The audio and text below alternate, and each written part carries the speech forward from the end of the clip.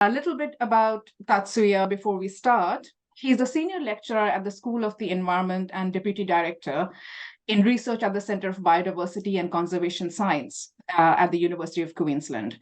But he's also very committed to generating and providing scientific evidence for biodiversity conservation. And he also leads the Translate project, which aims to understand and overcome the consequences of language barriers for conservation and more generally in science. If you browse the event page, Tatsuya had also sent his papers, which might be relevant reading for you going ahead. If you have questions, I will moderate the Q&A from the Q&A box at the bottom of your screen and not the chat box. And that's it from me. I'll hand it over to Tatsuya, and I really look forward to your lecture, Tatsuya. Thank you. Great. Thanks very much, Padma, for the kind introduction. So I'm obviously now based in Australia, but before moving to Australia, I was based in the UK for over 8 years. So being invited to give this lecture at the Linnean Society of London is a great honor for me, and I very much appreciate this amazing opportunity to speak to everyone here. And the topic I will be talking about today all started with an idea that I came up with when I was based in the UK, in Cambridge, where I met so many people from around the world and started thinking about how this diversity of people and their views might benefit the conservation of global biodiversity. Then 4 years ago, when I moved to the University of Queensland in Australia, I launched this project called the Translate Project to investigate and overcome the consequences of language barriers in conservation, and more broadly in science in general. So in today's presentation, I hope to give an overview of our project's outcomes so far. Now, I'd like to start with this one-way mirror and why this is relevant here. Obviously, from one side of the room, you can see the mirror. And when facing the mirror, you are looking only at your own face. And from the other side of the room, you, of course, don't see the mirror because it's one-way mirror. And I think this perfectly illustrates the issue of language barriers in science, except that the reality in academia isn't quite as funny as this particular thing we have here. If your first language is not English, you see this tall mirror in the room, and it's not easily breakable, and it keeps blocking your way. And you think it's your own problem because you only see your face here. On the other hand, most people whose first language is English don't see the mirror and rarely ever realize that it's even an issue. Conservation science, like many other disciplines, has long been driven largely by those people who do not see the mirror. So what our Translate project has been doing for the past 4 years is to make the mirror visible to everyone on both sides of the room.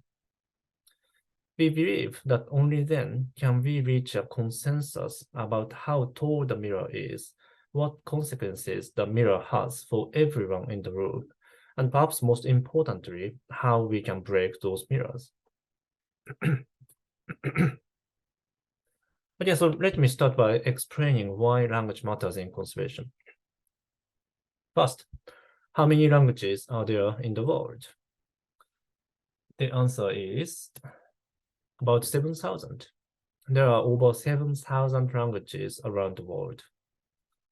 Because I'm based in Australia, how about in Australia? The answer is over 300 languages. And 5.8 million people in Australia use a language other than English at home, including myself. I'm originally from Japan, so my first language is Japanese. And as you know, we are starting to recognize increasingly that the biodiversity crisis we are facing now is not only about biodiversity.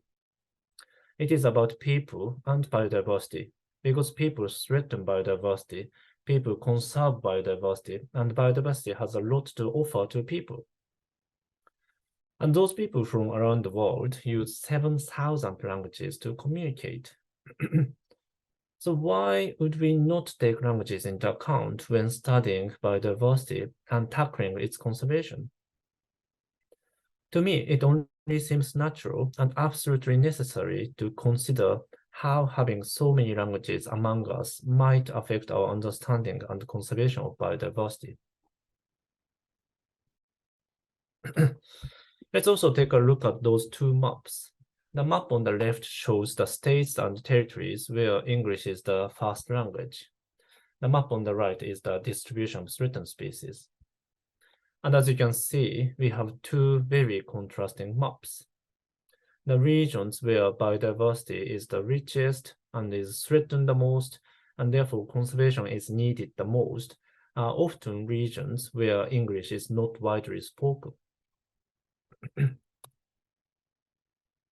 In a study nicely led by Pablo Nigret, we looked at the number of official languages spoken within the distribution of each of the 10,000 bird species around the world. Importantly, we found that over 1,500 species, including 43 threatened species, had 10 or more official languages spoken within their distribution range.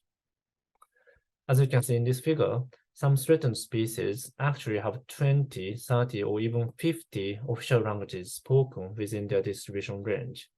And this is only for official languages, so if we include any other languages, the number is much higher. So in order to study and conserve those species, we clearly need to understand the consequences of having so many languages among us within a species distribution. And that's why our Translate project has been investigating the many consequences of language barriers in biodiversity conservation. This includes language barriers to the global synthesis of scientific evidence, language barriers to the local application of scientific evidence, and language barriers to the generation of scientific evidence by non-native English speakers. And more specifically, in this paper published in 2016, we showed that up to 36% of scientific documents on biodiversity conservation appeared to be published in languages other than English. But such non-English language scientific evidence is likely underused in the global level synthesis of evidence because it's not readily accessible. This is the language barrier to the global synthesis of evidence.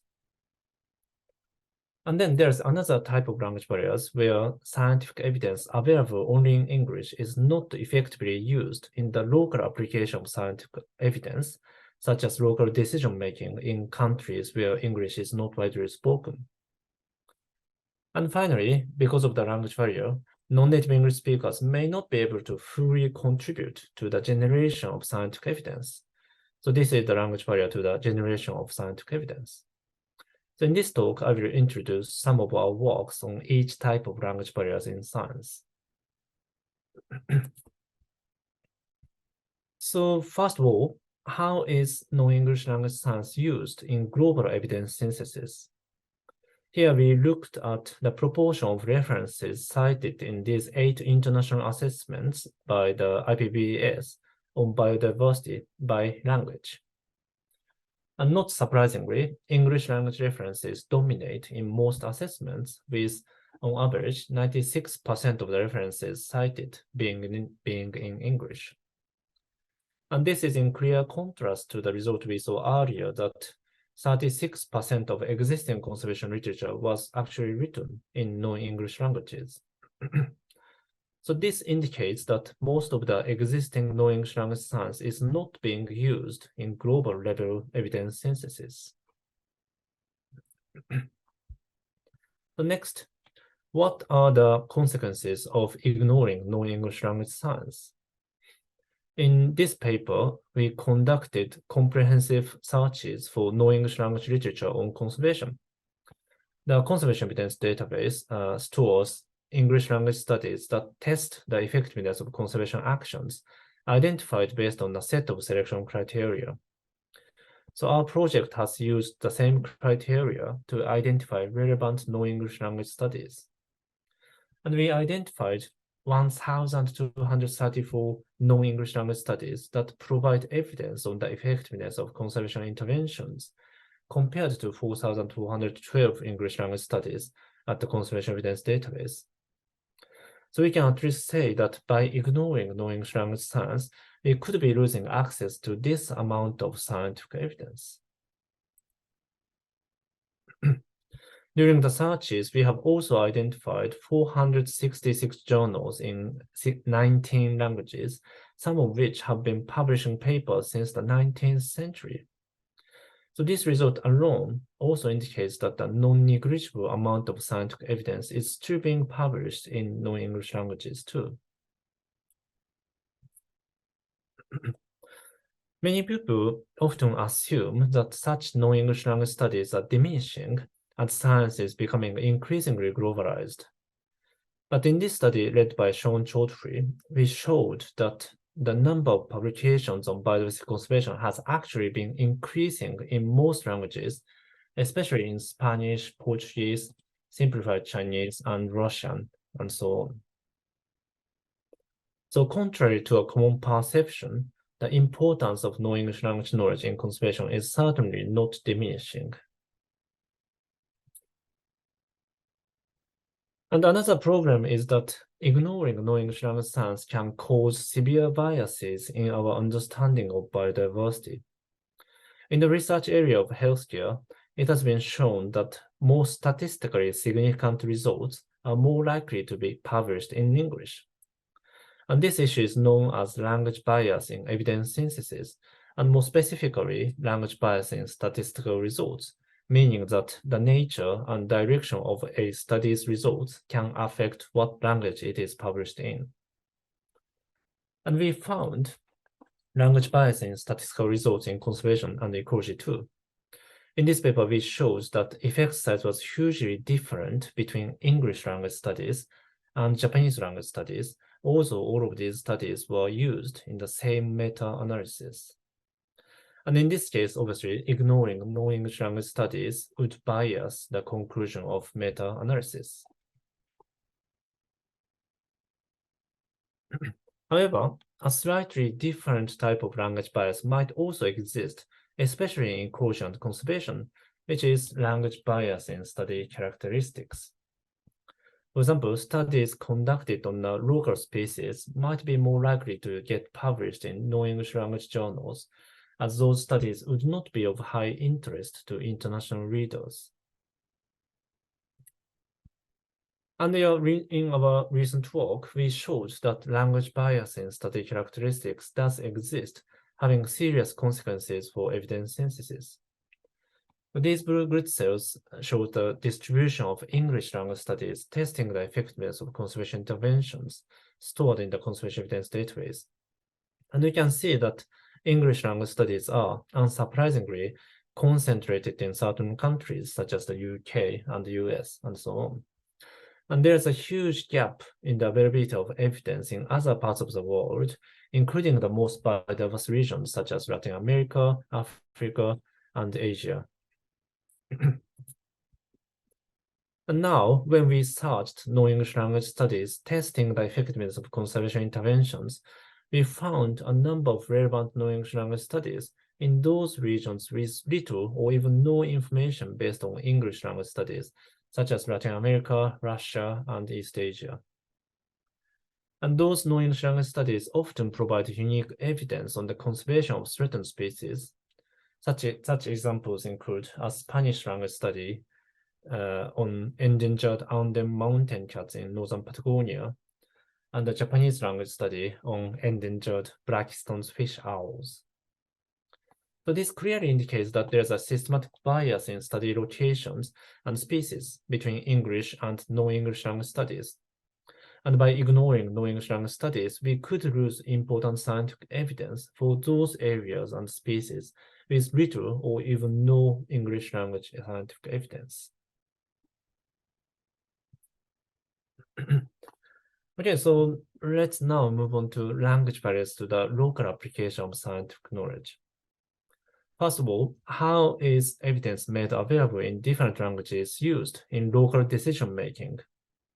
For this, we identified national, often governmental reports on the states of biodiversity in countries where English is not an official language, and looked at the proportion of references cited in those reports by language. And we were actually surprised at the very high proportion of non-English language references in most reports, shown in yellow and orange here. Across these 37 countries, 65% of the references cited was, on average, in a non-English language. And as you might remember, this is a stark contrast to the international assessments, where only 3.4% of the references were written in non-English languages. This means that by ignoring non-English language literature, international assessments may overlook important knowledge on local and national biodiversity.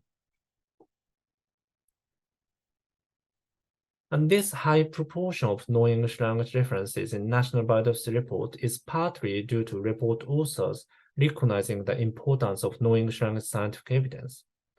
For example, when we surveyed those report authors, 75% of them answered that they cited non-English language papers because they were indeed relevant to their reports. In contrast, only 25% of the report authors answered that they cited non-English language papers because they were easy to understand.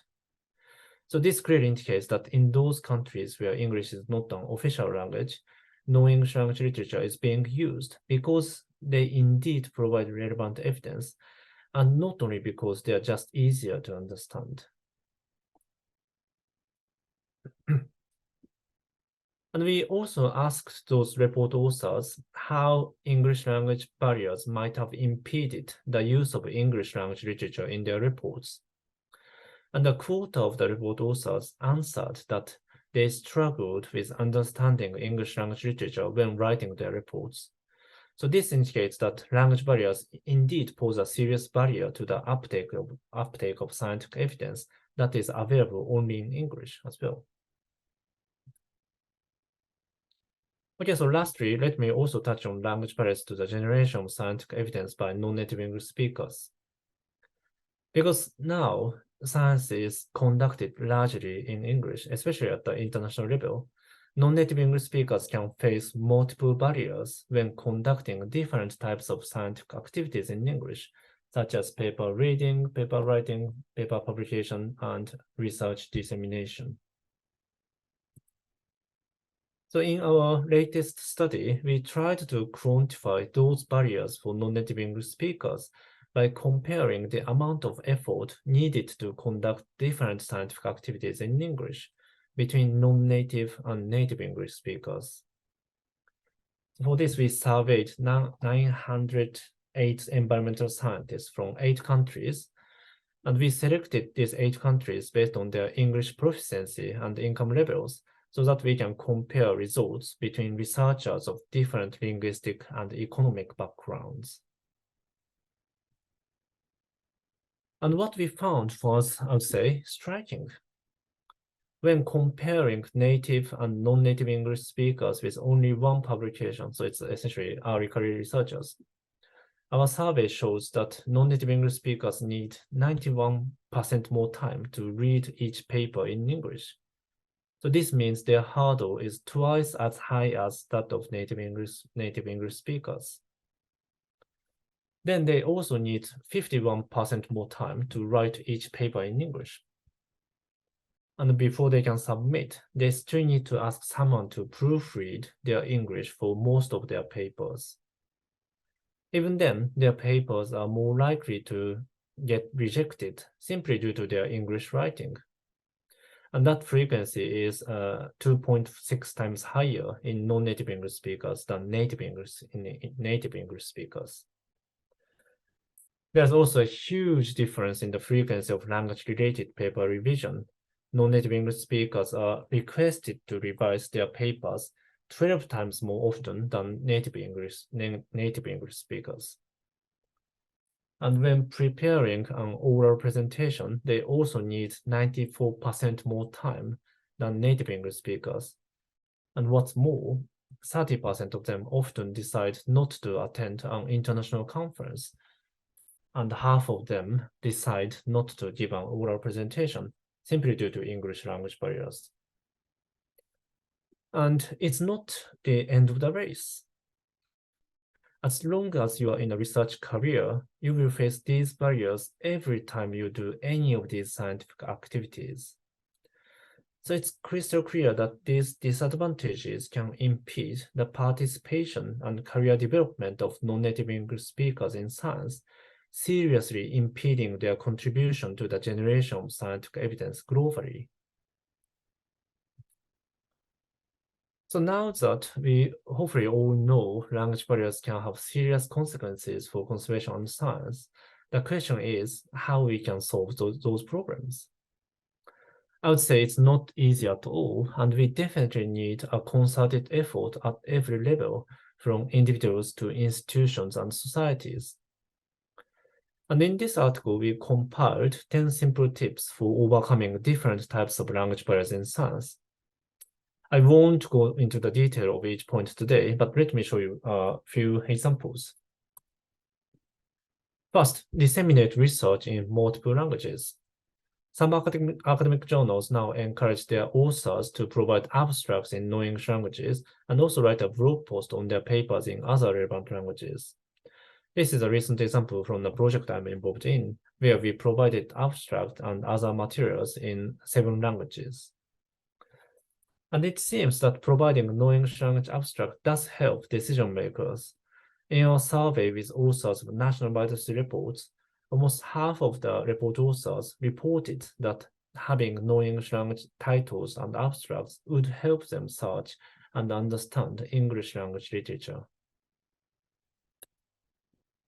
Next, make sure to use knowledge sourced from multiple languages. Of course, this depends on the focus of your activities, but if you are working on issues that occur across multiple countries, never assume that all relevant information is available only in English. And one simple solution is to find collaborators who are native speakers of different languages, just like we did for this study. So for this study, we collaborated with over 60 different people, which collectively covers more than 16 different languages around the world. So today, science is highly globalized, so finding native speakers of, for example, Spanish, Portuguese, simplified Chinese, and French, and so on, is not that difficult. But this also highlights the importance of developing culturally diverse environments in academia. We need a diverse range of people to make the best use of knowledge that is available from around the world. You also need to use appropriate literature search systems to find non-English language literature. For example, you can use Google Scholar, which covers pretty much any language, and also local literature search systems that are specific to each language. For example, see this paper for a list of language-specific literature search systems. We have also compiled a list of 466 peer-reviewed non-English language journals in ecology and conservation, which is available on our website. And box 1 of this paper also provides some practical suggestions on how we could make better use of non-English language literature, so please have a look. I think this should be a good starting point for anyone who wants to explore scientific knowledge available in non-English languages. And we still have so many things to do in order to overcome language barriers for non-native English speakers. For example, a small number of journals already provide very good English editing support for non-native English speakers. So we should definitely expand such efforts to many other journals that have been doing almost nothing to date. And some conferences like this conference have also recently started to provide support for non-native English speakers, such as allowing multi-language public presentations or offering a mentoring system where non-native English speakers can receive support for presentation preparations. Quite often, we blindly assume that everyone needs to speak in English at international conferences, but this example nicely illustrates that there are still so many things we can do to support non-native English speakers and increase the diversity in scientific communities. The most common question I seem to get when I talk about language barriers these days is whether AI can help us overcome language barriers. And I would say my answer is yes, but with some caution. Although they may not be perfect, recent AI tools such as ChatGPT, DeepL, Rightful, and so on can provide very useful and importantly, free or affordable English editing services for non-native English speakers. But we know the rise of AI tools has also created some new issues. Aside from the other commonly discussed issues around copyright and its accuracy, for example, the performance of AI tools can vary greatly among languages and is still far from sufficient in languages, especially with those with low digital resources. Some tools, especially those of higher quality, are often not for free. So this may give rise to another inequality issue, as privileged researchers are more likely to be able to leverage such AI tools.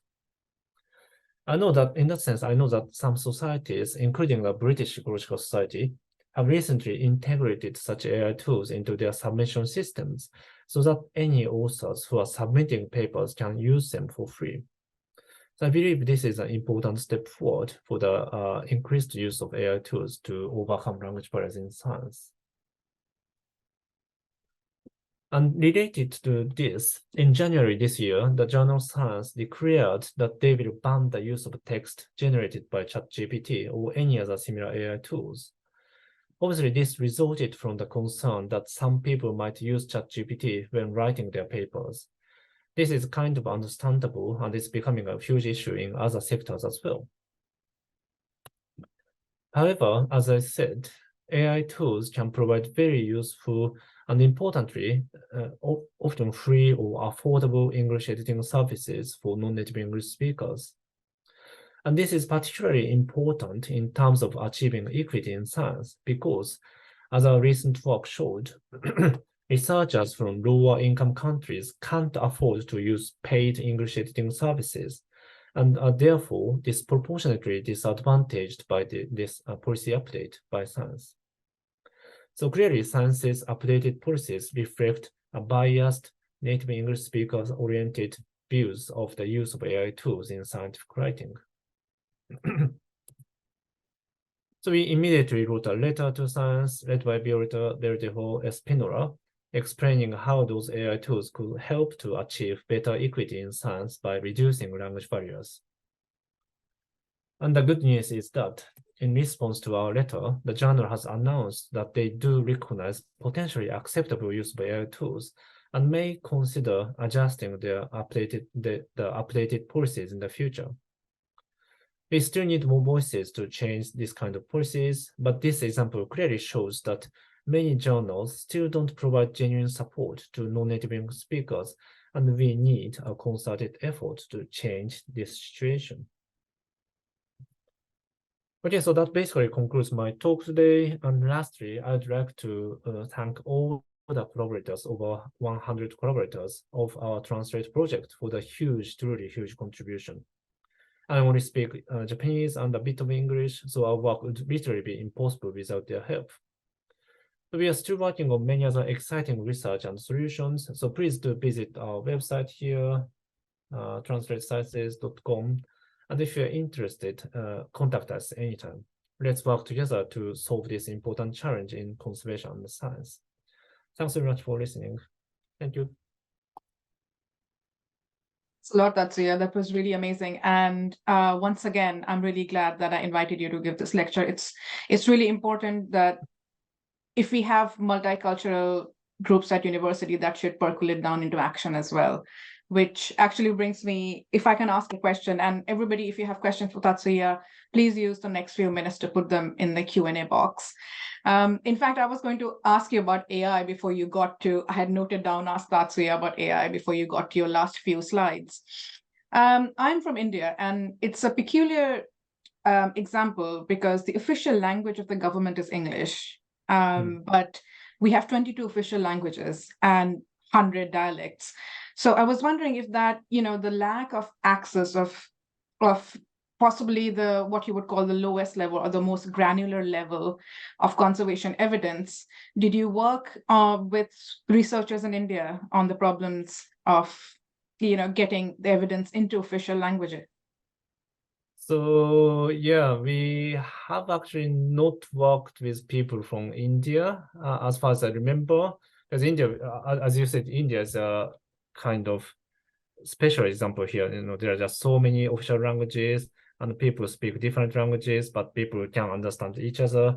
So it's slightly kind of, you know, exception compared to other countries. So that might be the reason that we couldn't include India for our study. But yeah, I think that this is really interesting example to show how language barriers might influence conservation, and I'm definitely keen to look into more detail about the situation in India.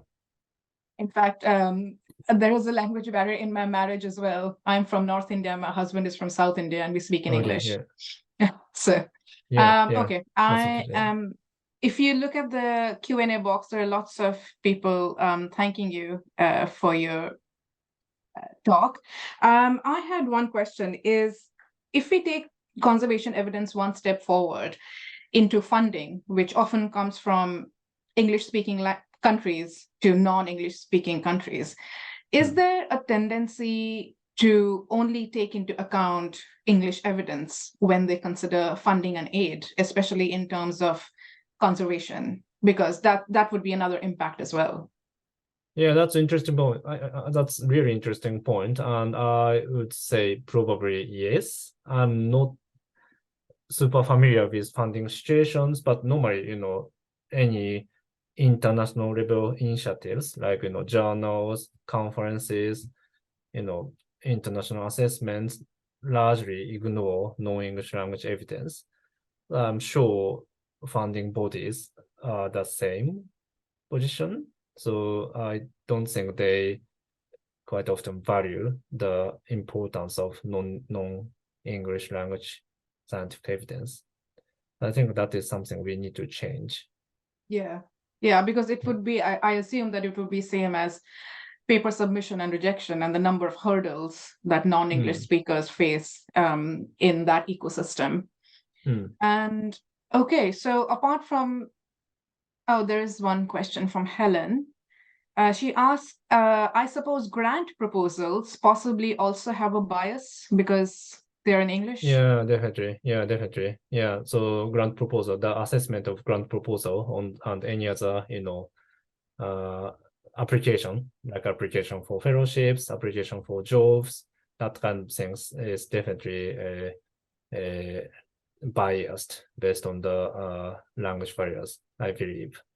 But so our survey was relatively short, so we couldn't include many other aspects of language barriers for non-native English speakers, but we definitely thought about grant application, job interview, job application, that kind of stuff. And also how language barriers might impede the development of international collaboration. You know, if you are not fluent in English, you may not be able to join the international collaboration. And that is another big hurdle for the scientific career. So that is something we couldn't assess in our survey. So there are many other aspects we couldn't survey in that paper. Right. Okay, so I don't, oh, there's one more from David Hibler. Do you think international organizations are becoming gradually more open to make the sort of changes that you recommend in multilingual acceptance? I think so. I hope so. Yeah, I'm still not sure, but hopefully our work has raised some, you know, increased some awareness about this issue. And there are some other people who are working on the similar issue in other disciplines as well. For example, climate change, healthcare, and so on. So, you know, together hopefully we will be able to change that situation and increase the awareness a bit more. But I don't think it's enough yet. Yeah, Yeah, it's interesting that, as yeah, shown by the low proportion of, for example, the low proportion of non-English language literature in IPBS assessments. You know, those assessments are done in 2020, I think, even after. So it's really recent ones, but still, you know, non-English language literature is not necessarily cited in those reports. Yeah. So yeah, it might be slightly improving, but not sufficiently yet. Interesting that you bring up healthcare because I do think that's a very interesting comparison. If you look at private healthcare around the world and medical tourism, they have translation and multilingual access, and because they have money, because there's money in the business. I So know. these are all things that you can do when you have funding. So it's not impossible. There's already a sector that is showing how accepting you can be of multiple languages. Yeah. So I didn't talk about this, but for the COVID pandemic, there are so many activities for multilingualization of scientific information in both ways. For example, in Australia, there are almost COVID related materials translated into over 60 different languages in Australia. And for example, WHO, World Health Organization, has developed a database of scientific literature in 19 different languages or something like that. And they have done this really quickly after the pandemic started. Yeah. So if you have a will, you can do this. So my question is, why not in conservation? Sure. Lucia says, first of all, thank you very much for your communication. It was really interesting and inspiring. You made clear the language problem that they are currently facing, and she's quite worried. And she says, do you think it could be possible to create some kind of free scientific translation service that is AI, I guess maybe semi-AI, but also that we do need human beings with knowledge of specific subject, which I agree with, is that sometimes it can be quite technical. Yeah. So that is something we are trying to kind of develop for over the past several years, but we couldn't do that yet. But again, in healthcare, there's a system called Cochrane Task Exchange. So it's a website where you can post your, request. For example, we want to translate this paper into Japanese. So is there anyone who can help us or something like that? And then if there's any volunteer, you can work with those people to translate your literature. So that kind of system might work, but I don't think there's anything in conservation and ecology yet. So yeah, hopefully in the future. Yeah. I that is must something we are trying to trying to work on. Yeah. Just to tell everyone that, I mean, you can also, if you have specific questions, I'm sure Tatsuya would be happy to help with resources. There's an interesting question here, which I kind of goes back to what you said about COVID, and that can you use visuals to break language barriers? Because during COVID, there was a lot of visual language, whether it's videos, whether it's icons, there was, and especially again in medicine. So is this at all possible, at the level of evidence that you are speaking of? Yeah, that's true. Yeah, that's really interesting one. And speaking of visual, so for example, it's about our paper, but for our recent paper, we created this infographic, and that was this was really excellent. that was really effective, and everyone said they liked it. So I think this kind of illustration, infographic does help. And also we might need to we created this infographic in I think 4-5 different languages. So we actually translated this text into different languages, but still the visual itself might also work alone. So yeah, that's a great point. And thanks so much for the suggestion. Yeah. I think you did mention British Ecological Society in your talk, right? And so Helen has asked, what more could organizations like the BES do to help this situation? And we are a society as well that publishes journals. I mean, what is the low-hanging fruit that we are not accessing? Yeah. So British Ecological Society is actually an excellent example of trying to address language barriers in multiple ways. For example, each journal allows and actually encourage authors to provide non-English language abstract and also write a blog post on their papers in different languages, in other relevant languages. So their blog posts are multilingual, but obviously this is provided by each author. And also they, have integrated the AI system into the submission systems. and that is for free for anyone who are submitting papers. So that is really useful as well. And what else? Yeah, so there are that kind of things each journal can do. And we actually have published a preprint recently investigating how, each of the over 600 biological science journals. So I'm sure we included your journals as well, but I can't remember. But anyway, we investigated how, linguistically inclusive each journal's policies is. And that includes, providing non-English language abstract, providing language support, and copyright issue. Obviously, translation does involve copyright issues. So if you publish papers as open access papers, that allows authors to translate their own papers into different languages. But it's not, if it's not open access, or even authors are not allowed to translate those papers into different languages. So that is another thing. And yeah, integrating AI system is another thing we looked at. So yeah, there are actually many things journals can do. And actually the journal is obviously the gatekeeper of scientific research, scientific knowledge. So there are so many things journals can do. Yeah. I can send you the preprint later.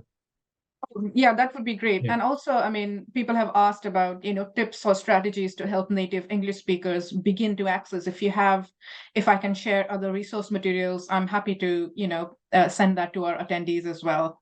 And before we wrap up, I'm going to combine one question from Q&A, which I also had while you were speaking at the very beginning of your talk. You said, it's biodiversity, but biodiversity is also people. And in a lot of tropical countries, especially the countries which are very rich in biodiversity, tend to have a lot of community systems, cooperative systems, forest cooperatives, agroforestry cooperatives, which actually have in-field evidence, in-field knowledge, and are also impacted as much by policy, but policy that is, again, being made in English and through English evidence. So in your research, have you found, do you have any thoughts on community engagement and challenges for that kind of scientific outreach, which is two-way, which is giving and taking? Yeah, definitely. I think that is where language barriers definitely play a really important role. So we haven't actually looked at the impact of language barriers to the communities and the general public as well. But I think also, generally speaking, scientists are more fluent in English compared to, the general public and those people working on the ground conservation issues. So, generally speaking. So I think the impact of language barriers must be much larger on those community engagement as well. And that is something we are keen to investigate in the near future. Yeah. All right. Thank you so much. There's tons of messages in the Q&A, really thanking you. Yeah, and thanks very much. Yeah, and I'm really glad. And my request to everybody who's here is to please talk about this with other people. And the reason that I invited Tatsuya, most importantly, is that I wanted him to present to an English-speaking audience, because I think this is a problem that is faced by non-English speaking who possibly are not here to talk about this problem. So for all of you who do speak English, it would be really great, tell your peers, tell your universities, tell your educators to consider this problem. And thank you again, Tatsuya. This will be up on YouTube, and I will send off the link to everybody else, and do share it. Thank you, and have a great afternoon. And Tatsuya, you have a good night. All right. Thanks very much. Thanks very much, everyone. See ya. Bye.